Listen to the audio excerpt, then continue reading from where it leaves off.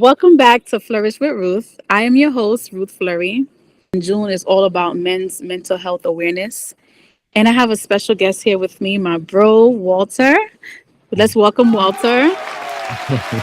Thank you for having Uh, me. yes. Tell the viewers a little bit about who you are and what you do. Alrighty, well, I'm a long distance away from New York. I am located in Milwaukee, Wisconsin. I'm born and raised here. I've been in higher education for the past about 4 years. Been in education for about 17 years or so. I have an education consulting firm with one of my close buddies, William Holloway. I've been a teacher. I still do teacher observations for a lot of different universities here in the state. Additionally, I'm an author. I've written a few books by myself and co-authored some. I'm the host of the What's Your Motive podcast as well. And I'm a new entrepreneur in which I just opened up a childcare facility. So I'm education through and through. I'm Yes. a husband, a father of four, um, and all the things. And I'm always trying to be in a community and try to help the youngins for sure. Yes, definitely. Thank you for all of that, for everything, for all you do, for all you do a lot. Wear many hats. For sure. But this is really important when we talk about men's mental health, right? Because here Absolutely. you are pouring into everyone, your family, the community, at your job. So it's really important for us to talk about you and what do men do and what can they do to take care of themselves as well, pouring into their cup first. That's something that I have strategies for. I've actually written a book called I Just Need a Minute that kind of provides those practical strategies. Uh, So yes, and I keep it here with me and I write it in oh, it. put it up. Let's show them. Put it up a little bit. Can you see it? Yeah. Yeah, I there we just go. need. I just need a minute. Yeah. Yeah. So, a lot of times what I find myself and I would, suggest to other men is to try to find that quiet time when they get a chance, whether it be super early, whether it be late at night. Not saying that you shouldn't get your rest, but make sure you do that. I mean, even in a car ride, a lot of times I ride in silence, and kind of go through like my day or get prepared for the day, especially Right. after my son and things like that. It's good to do a lot of those things. Listen to something you enjoy. I'll listen to a podcast, and more importantly, having somebody that you can speak to. So, for example, I'll call Mr. Holloway, my boy Will Holloway, and we'll talk. We take walks. You know what I mean? You got to have somebody that you can lean on. Not saying I can't talk to my wife, but sometimes as a male, it's important to have another male to kind of bounce some ideas off of, to share something, to get some feedback and some honest feedback as well. But making sure you're doing that and add that exercise in. Say no sometimes, and obviously, like I mentioned, and you're making me reflect in real time. I am doing a lot, and I've been telling myself I need to find some reprieve. So lately, I've been trying to get up early, get me some things going, read a little bit, and do some little reflection. So I agree with you. Of course, you can speak to your spouse, but it's nothing like, and I'm pretty sure us women, we think of that too. Like, mhm, sometimes it's different having a conversation with another female. When you're talking to another woman, there's certain points that they'll understand you, right? Where the male absolutely. may not. So it's really important for you to have that somebody that will listen to you Mhm. and will not judge, and also, who care about you will give you a good feedback because we Right. need that constructive feedback as well. Absolutely. We listen and we don't judge, is what they've been Uh, saying. we listen and we don't judge. Exactly. Right. Exactly. Because there's a whole lot of judging in this world, right? We don't need our people close to us doing like, you know? Please, no, So, tell me when I'm wrong, no, but don't judge. right. Exactly. Exactly. Of course, hold me accountable. For June, we think about play big, right? So I want to ask you, what does playing big mean to you as a man, educator, and a leader? Playing big. So if I'm thinking strictly male egotistical wise, I'm gonna give you that answer first. Okay. Um, that's being any and everything and showing up for everybody. Uh, Mm, there's things detrimental to that for sure. Um, right. being able to be present for everybody and be able to answer everyone's beck and call, whether it be a friend, a family member, somebody in the community that wants you to show up. They may say, "Hey, can you come here today? Hey, can Mm, you connect me with such and such? Hey, would you be able to do this?" You know what I mean? I'm just right. really trying that impact and be impactful, because it's kind of flattering when you're being called upon, but Right. in the midst of being called upon, it kind of becomes a burden at some point, Point. when you can't situate, get a moment to yourself. So Right. I think that's pretty big, but I think the bigger piece is being able to show up for those people, but really show up for yourself. Because I got to look in the mirror first. So if I can't That- show up for me and be like, you don't need to do that. You can't stretch anymore. You can't go to that Right. today. You know what I mean? Right. And not feeling too bad about it and not beating yourself about it. I think that's what it means to, like, go big with it. Really facing that man in the mirror and looking at that man in the mirror, because Yeah. it's me first, right? Not in a selfishly way, but No. it's. Right. I agree. 100%. Because why show up broken, right? If you're not all Absolutely. together, you're tired, then for what? So you're right. Looking yourself in the mirror and reflecting, like, is this good for me? Is this the right Mhm. time? Because sometimes you want to do certain things, but it's just not the right time. And Absolutely. priority of a family, there's, Mhm. it might not be a good time, and you have to prioritize your family. So yeah, Absolutely. And not feel bad about it, right? and not feel bad about it. Exactly. Right. But what we have in common, we're servant leaders, right? We love to pour into others. So that was Mhm. very powerful, that not feel bad about it, because saying that no sometimes could feel bad, like, "Ah, but I want to help, I want to serve," but it's like overcoming that, Mhm. because we have to understand we have to put ourselves first, and this is Mhm. not the timing, or this is not good for us, and that's okay. So you're right. Yep. Yeah. Absolutely. As we know, many men struggle with emotional challenges in silence. Why do you think vulnerability is still difficult for men to embrace openly? For one, to be blunt, it's easier to wear a mask. It's easy. It's easier to, even if I don't know, Right. it's easier to look like I know. That bravado, that, like, to act like I know. It's easier to Oh, do that because of the societal constructs, right? But also, when we think about the olden days, that's what granddaddy them did. Like, you didn't hear them crying, you know what I mean? So when you think about measuring of a man, it's the evolution of what a man looks like has changed, right? change. But That's true. those remnants of being stoic and being solid and being Right. unshakable and holding it in and just pushing it through it, um, those things still linger. So Right. although, you and I, we talk about mental health, how we're in Yeah. our one of different men groups, we talk about it, but it's Yeah. still something that we still have to unlearn, right? Mm. And then that vulnerability, sorry, Yeah. makes us feel as if, we're giving up ourselves to the point where someone can possibly, and I know this may sound cliche, they may use it on us later on. So if I'm Right. vulnerable to a particular group of people or a person and say, look, man, I'm really struggling with this.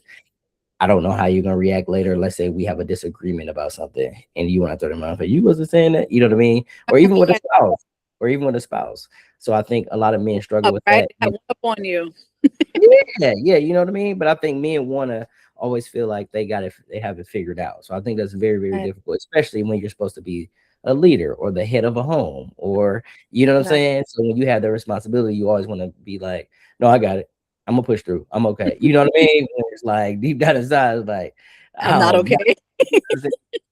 but so I think it's easier to put on a mask. It's unfortunate, but the Yeah. vulnerability does come with feeling like somebody may use it against you and weaponize it, but also Right. just the simple fact that those remnants of what we've been taught for so long and what we've learned from so long, we're in that unlearning phase and that Right. unlearning stage to be able to get to that part to be comfortable to do that.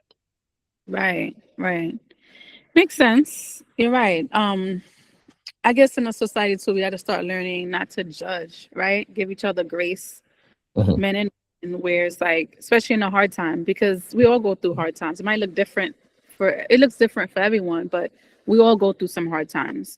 Absolutely. And I guess stepping back and putting ourselves like, okay, how would I feel if it were me, if I were in their shoes?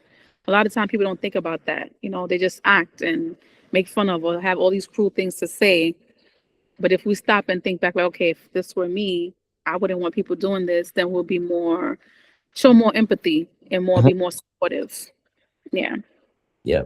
As a founder of Intrinsically Motivated, how do you encourage young men and youth to believe in themselves, even though they feel unseen? Mhm. Uh, Unseen. for one, what I try to do is always come around whenever I'm around some youth or anything like that. I try to be as personable as possible. I never want Right. to come in and look like or portray myself in this authoritative, demanding demeanor. You know what I mean? Like I Right. never would come off that way. So I really try to forge a true relationship with them to show them that, like, yeah, you may have been introduced to me as being this accomplished individual, but know Right. that I'm just a regular person. I'm just a Person. person. You don't have to worship me or anything like that. And I want you to know that there's hope in you understanding and being confident in yourself. So one way I encourage them is through lots of just like random conversation, sarcasm, right? But then I asked them to walk me through some things, right? So, for example, I was at my son's game over the weekend, and this gentleman that we had played Yeah. was proud on the sideline, and we had just played them or whatever. And one of the players on the court, he was like, "Man, he sucked, he weak, or whatever." I'm like, why are you saying that? I'm like, y'all all 12, everybody's developing. He Right. and one of the parents was like, they just beat y'all or whatever. Like he said, yeah, but he still said, I said, young man, like, listen, man, like everyone here right now is 12 years. They're 12 years old. Right. Everyone is developing. You have some that are a little bit more gifted right now. You have some that are stronger right now. You have some that are not. And guess what? You guys are all developing, and you're part of the development stage, right? So Yeah. why are you trying to beat down on it? And before you knew it, we had a whole conversation, and it changed. You know what I mean? And I think Mm-hmm. a lot of times, in terms of encouraging young men, instead of like trying to badger them, like, don't be saying that, I just ask the question. Let's have a Right. conversation. Let me know how you got there. You know what I mean? But Yeah. encouraging them to, open up and Yeah. think different, because he ended up getting Exactly. an argument too. So when it comes to intrinsic motivation, it's really through conversation, through um, trying to be an example, of course. Um, do I parade around my book? No, I don't. But I use a lot of things that I've have written in the book to provide for the students, and I place a lot of onus on them when they have a problem, like walk Right. me through. I usually try to be the facilitator of their thinking as opposed to telling them exactly how to think. So Think. I love that. You guide them through it. yeah, Yeah, look at that. Giving them a little therapy there. A little, a little yeah, taste of. a little something. I don't want you coming to me and me telling you everything to do all the time. Like, let me Right. just Exactly. right. Yeah. Walk them through it. Like, let's walk through this. You don't have to do it. Exactly. Yeah. We're I trying to love cultivate that wherewithal. We're trying to cultivate that resilience. You know what I'm saying? Like, I need you to see it. I don't want that. to be the only one see it for you. Exactly. And that's what I had suggested to you as well. Like, I love the fact that you were doing one of your podcasts with someone and you were playing basketball. Yeah, yeah, yeah. That I was like, should do that for the youth because, well, those who love basketball or not, still enjoy it. That's a good way to open up. Like while you're Mhm. doing something, playing the ball, and they can open up. So it doesn't mean like so not intensive, just sitting down and looking at each other. And Doing it's like a something. distraction too, because it's like you're talking, but you still focus on something else, right? Like, so shout out my boy Mark Pace, of the Cut Talk podcast. He invites me on regularly, and it's called Not Shot Therapy. It was his idea, so we usually do it. We probably do for another Sunday to do that too. So okay. Well, give him props. And I said, yes, that's it. Man, I've done that to play with my son because my oldest loved basketball, and the other two now they love basketball as well. But being more intentional, like mhm. as a therapy, like let's have a talk. Ball. Let's go play ball and talk about it. Something like that. Like more intentional Right, is good. And I'm gonna suggest that to other parents as well. Like finding something that your child enjoy. It doesn't have to be basketball. Maybe play a game exactly. with them or go on a walk with them. Take them out for their favorite treat. To spark that Yeah, conversation. Walk them through what's going on. Yeah. exactly. Simplest Yeah. thing. Simplest thing, exactly. And I really enjoy your book. Although it's for men, but Mhm, I read a bit of it for my sons and mhm, they also enjoyed reading it. mhm, Um, I just need a minute, as a reminder for them.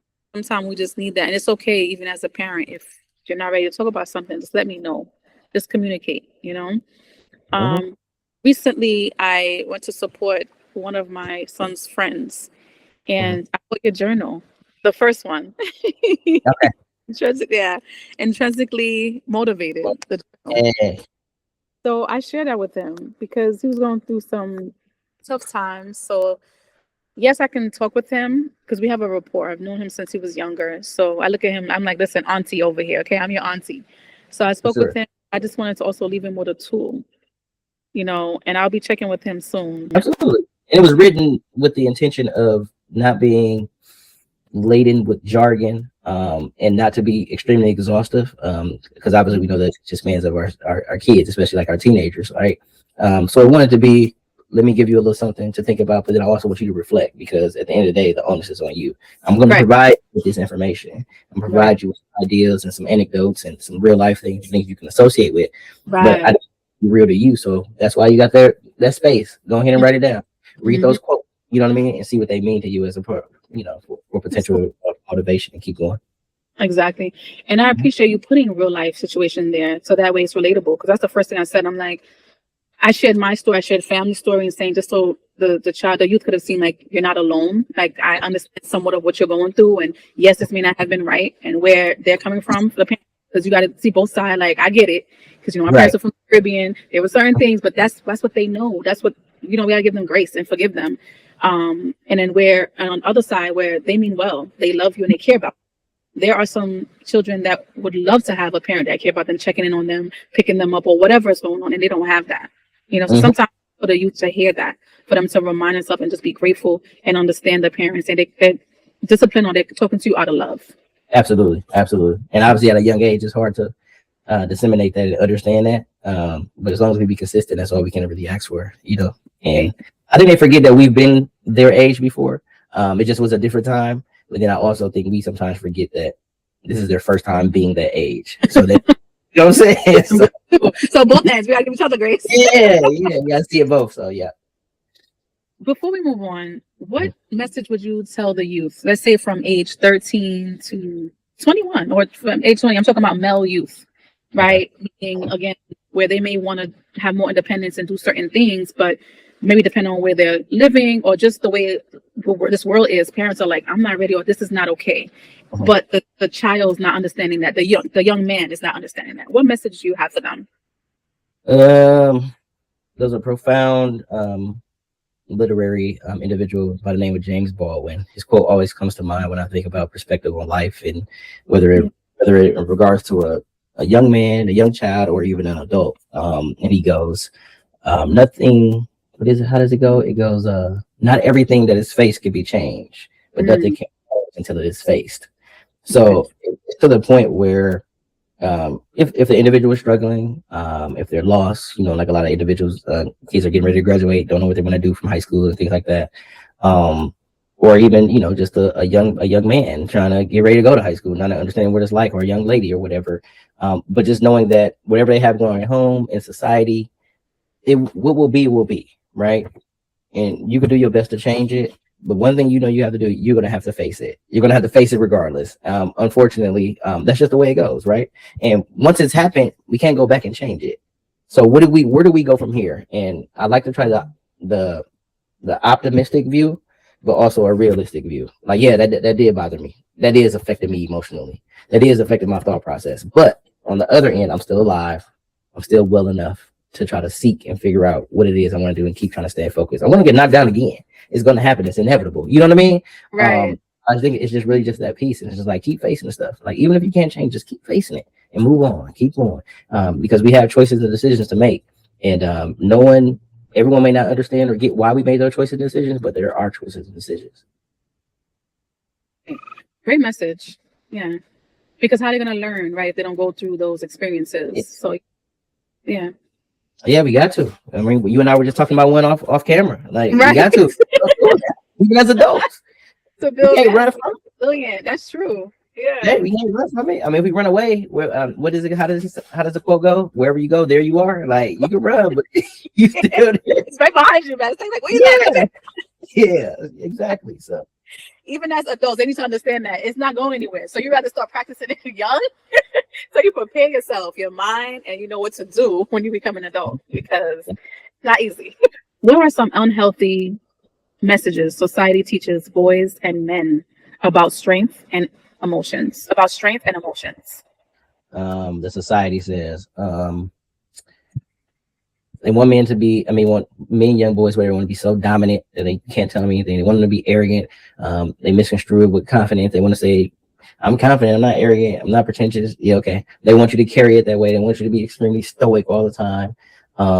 Emotionally, they don't want you to feel, but they want you to tell people how you feel. I'll tell you how I feel, and they want it to come out in anger. You know what I'm saying? Everything has to be, I'm ready to turn up. I'm ready to tear something down behind my kid. I'm ready to tear something down behind my woman, my little sister. And I get that in terms of being a protector and being a provider. There has to be a sense of understanding. There has to be a calm. I think a true man has the ability to remain calm even in a contentious situation, because I've seen it too many times where one little 30-second argument turns into what?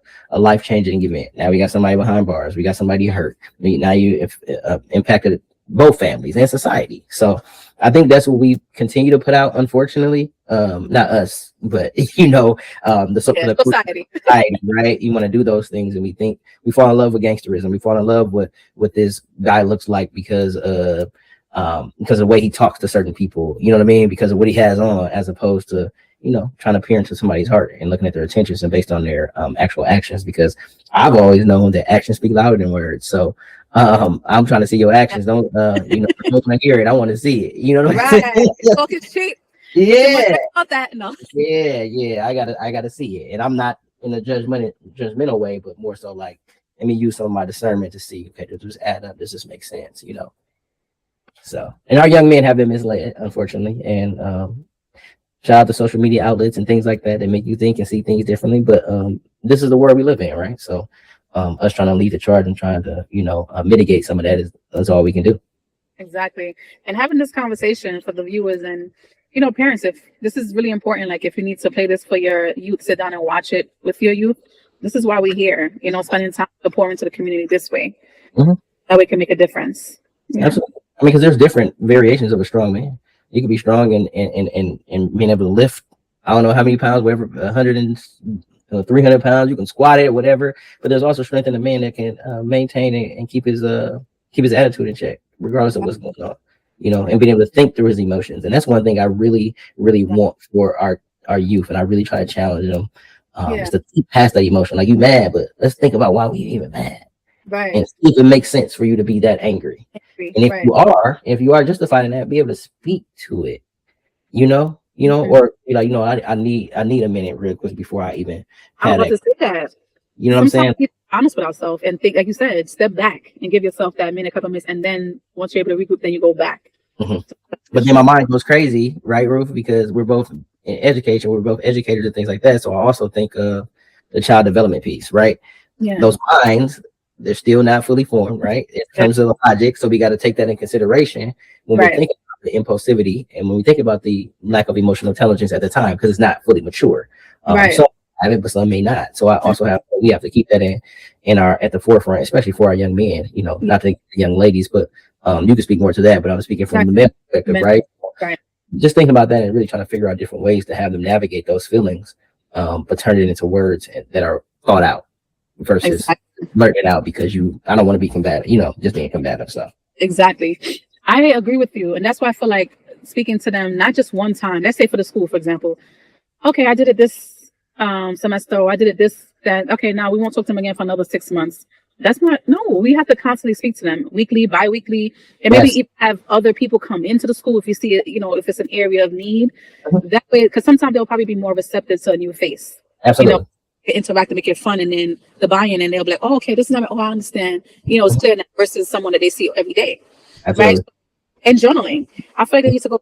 I remember when I was younger, we used to have free writing time where in class and at home, so I enjoyed writing. But we need to be more intentional. Like, okay, let's take 5 minutes or 10 minutes and write down your thoughts. How was your week? Or if something's bothering you, write it down. Because some people need to get it off their chest, off their mind as well. And that can help, to go a long way. And when you say writing, I'm talking pen to paper, pencil to paper, not paper. Not tablet. We need that hand, mind, eye, arm on the table. We need that. Bring that back. Something that I really think makes a difference. I haven't been able to research that, but I'm sure that does something. Listen, it helped me a lot growing up because there was a lot of things I couldn't understand. I felt like I couldn't go to my parents to explain it. I felt like they wouldn't understand. But I felt good after, like you said, sitting down on my floor. This time at home on the floor, and then just writing with my pen, just writing out the Mhm. thoughts, everything out. It felt good. It felt Right, good. for sure. Um, I was like the only child because my sister and I are 12 years apart. So my oh, sister's older, so it was really just my mom and I. So it's just like when I'm in the house, who am I talking? I got these walls, I got Ninja Turtles, you know what I mean? But I did fall in love with writing and work on my yeah. penmanship. So Penmanship, exactly. See, 2 for 1. But yeah, then it make you feel good, like after you release all that thoughts, and then you're able to be yourself again. Not absolutely, 100%, but it still felt better than yeah, holding it in. absolutely, Yeah. Okay. Maybe we need to write about that. possibly. I'll write any day. I'll write any day. Off camera. We want nobody feeling I didn't know. Not all right. But can you share a personal moment when you had to choose boldness over fear in your own life or career? Recently, starting back in November, I've been doing this education thing for so long, and it's like you enjoy it. It can get exhausting. Yeah. You still love the kids, but sometimes dealing with the grown-ups is even more of a challenge, right? Um, and and it's a lot of times, unfortunately, in education now, it's more of a business, right, as opposed Right. to service, right? Uh, Right. so I think that's one of the things that really kind of wears on you. But nonetheless, going through that and being at higher ed, I was just thinking like, what else can I do? Like, I'm getting up, I'm going to work every day. I'm picking up my son. I'm getting my daughter situated. We just had a baby. I'm just like, man, I miss my, I miss the time. You know what I mean? I want to have the time to be able to do things with my family, and I don't mind working. But it goes, let me work smarter, not harder. Obviously, I'm still working hard right now, but I was like, You get there. You get there. It's a process, part of the process. yeah. But I'm just thinking, like, am I going to continue to do this? So I was fearful about trying to open up a child care center. I was fearful about like stepping out and be like, okay, am I going to invest this into this and then be doing that? You know what I mean? And then like, okay, hold on, what do I do? I was kind of afraid. I've been afraid for a while, and I had to be bold. So back in November, met with my guy and Yeah. started doing some talking and things like that and planning. And here we are in May, been open for 2 months. So, things are going well. Depends. Building the plane while flying it somewhat, but now we're starting to land it right now to finish up the, get the things Final together. touches. Yeah, Yeah. but things are going well though. But I had to be bold with that. I was definitely extremely apprehensive, Ruth, extremely Mm. apprehensive because it's different working for yourself, right? It's different Right. being responsible for a lot of It these is. things, right? So Yeah. yeah, and you worry about the livelihood of your family. So Right. Community too. Remember, even with that community, with those who fall in alignment, who want to help, I mhm. was on that because it's a new world, but you want to find out from someone who's been there, who's been through Right. that, what it's like. I feel like that'll be a good feedback for you and your partner. But congratulations, doing it Yeah, scared. yeah, absolutely, absolutely. I also had an in-home daycare. I started scared as well, but this is something I knew it was time because of my second son. I Gotcha. had to go back to work. I had to go back to work. I was working as a paraprofessional at the time. And I was like, it's hard finding a daycare. It's hard finding a daycare for my child. And I've been through the experience with my oldest. So I said, okay, it's time now. And we had got donations with the materials for the school. Mhm, So I said, okay, we prayed about it. I had my dad's team, everyone came in, prayed with us, did what we had to do, and mhm, um we opened with 3. We started off with 3. mhm, And eventually we grew. And it wasn't easy. It wasn't easy, but eventually I said, you know what, let me connect with other fellow providers, mhm, get some insight. But mhm. when I started, I was still working with Gotcha. Yep. yeah, just later on I transitioned now. Yeah. Mhm, But listen, it's needed in the community, for right? sure. And it's an asset for the community because you really love children, you value children, you have experience in education. So that's really valuable for your community. Yeah, and Yeah. it's a different lane. I'm learning a lot of different things over in early childhood education in terms of like the child care space, right? Um, Right. and I think one of my missions was I've been in the high school level, I've been at the college level, I've been at the elementary level, but it's like let me try to Right. get up a little bit even earlier and see, you know what I'm saying? So Yeah. get them really prepared for whether they be homeschool or whether they jump into the educational system, right? Um, Right. just trying to get to those toddlers and then those preschool individuals. You know The what I mean? floor with them. You're gonna be on the Yeah. floor. I mean, even the infants, right? Trying to get them to be sitting up and Right. Tummy time. You gotta be on the floor. Them tummy time. clasping. Yeah. So The trying to itsy focus on it's that. fine. Yeah. Yeah, that's trying to In the rain. Yeah. and all that. So yeah. It'll be fun once you get into it. Yeah, it's been enjoyable. It's been enjoyable. We got some interesting children for sure. It's never a dull moment, but Right. it's nice seeing their faces. I tell you that. Exactly. And then guess what? Don't be surprised. Some of them might still calling you daddy. They might still- We had a few of those in the school trying to do that. Like, I'm not dad. I'm not dad. But the little ones, especially let's say you have your children in there and Yeah. your children say daddy, then they're gonna be like, oh, they're gonna think that's your name. They're gonna start, Right. hey, Exactly. Exactly. that's funny.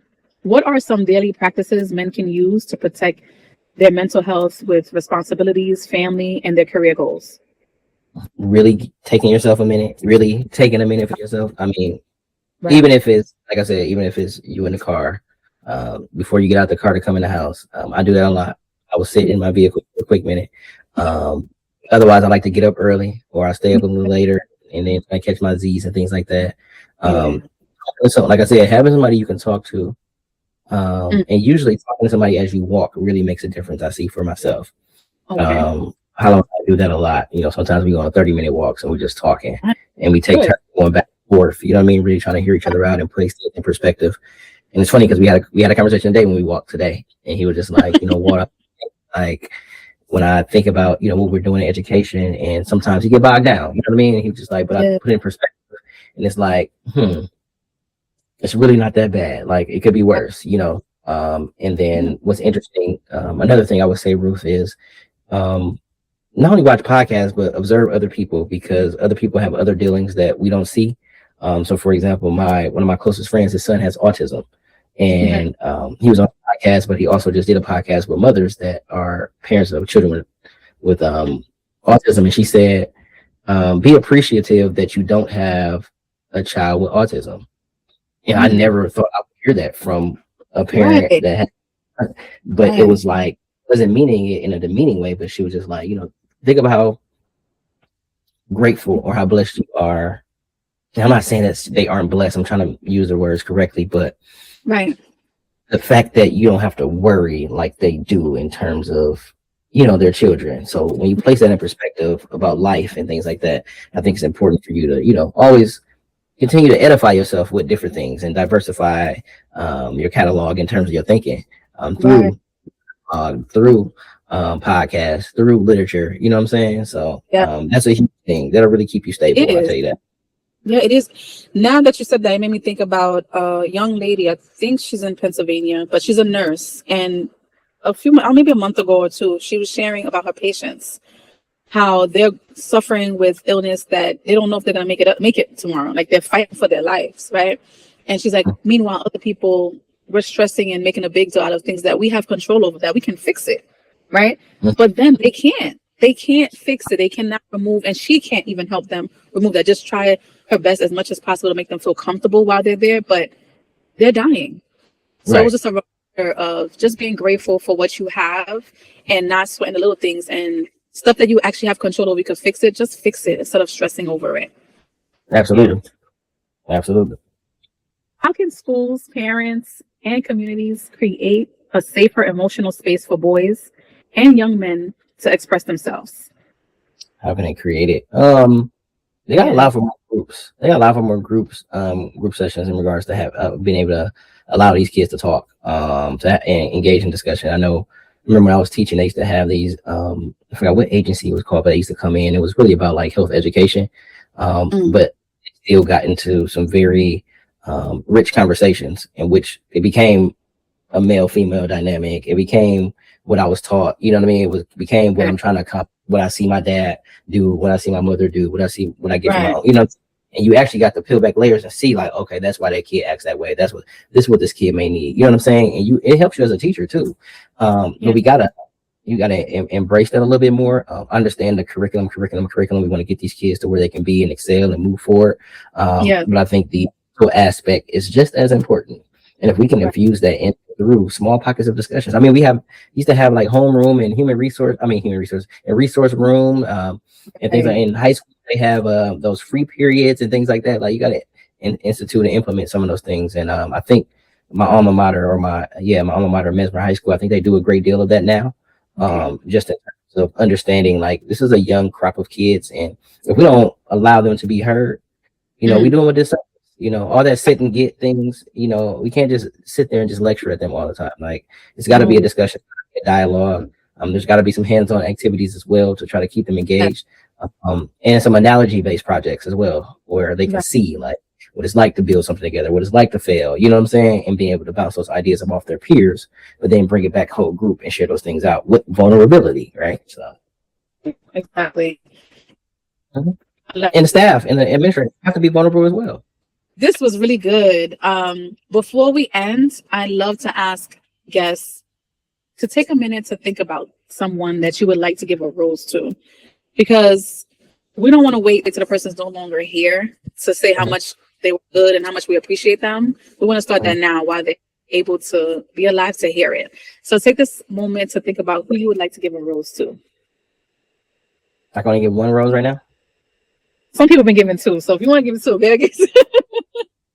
I mean, because like the typical response would be like my mom or my sister. You know what I'm saying? Those are people who are super instrumental. I definitely have to give it to them because of Yeah. the raising and the training and training up, right? A lot to my sister, but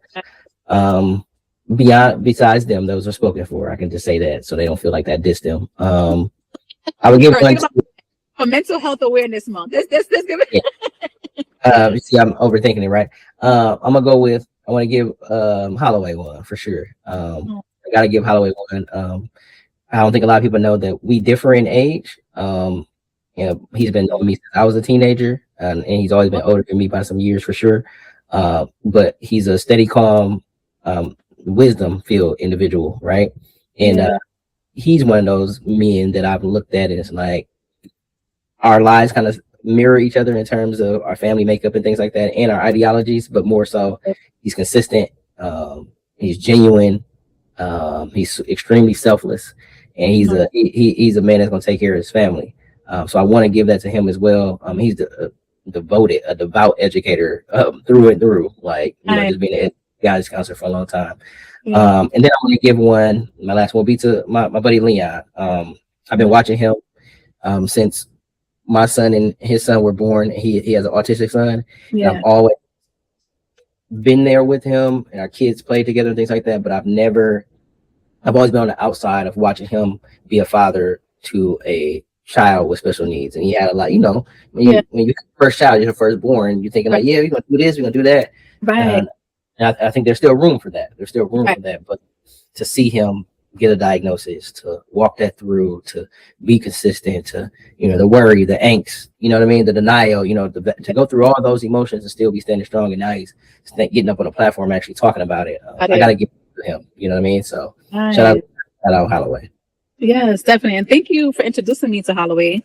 I appreciate you both, but I met him through you. So thank you for sharing Holloway, your brother Holloway, with me. No, for sure. And kudos to your other friend. Like, it's hard. Yeah. It's hard because that's something that you're going to learn. And it's good that you have that experience, because as a childcare owner, provider, you're going to see that. You're going to have kids that's going to encounter come into your center, into your space. And at least you're equipped and ready to learn how to deal with them. Of course, you're going to learn them because, it's not one way fit all for everyone. But at least you have that experience, because that's how I learned. I had children who were speech delay, who are on the spectrum, different levels of the spectrum. And I had to train my staff, and also me sometimes intervene and come and support the child and even speak with the parents. So I wasn't only supporting the child, I was also supporting the parents, because sometimes they just needed someone to talk to and someone to just listen to them. So yeah. Yeah.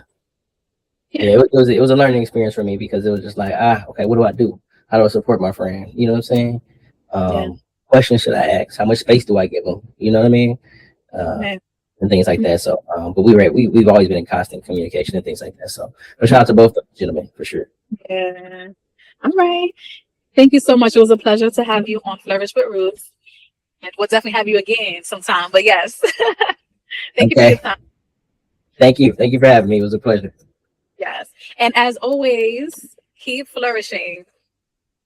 Have you been saying one day I want to write a book, but that one day turned into years? This is the moment you stop dreaming and start writing. I'm Ruth Fleury, author, publisher, and founder of Scholars of Tomorrow Publishing. I'm hosting a virtual information workshop on book writing, publishing, and marketing. You'll have an opportunity to pick my brain and ask questions. See you on August 1st.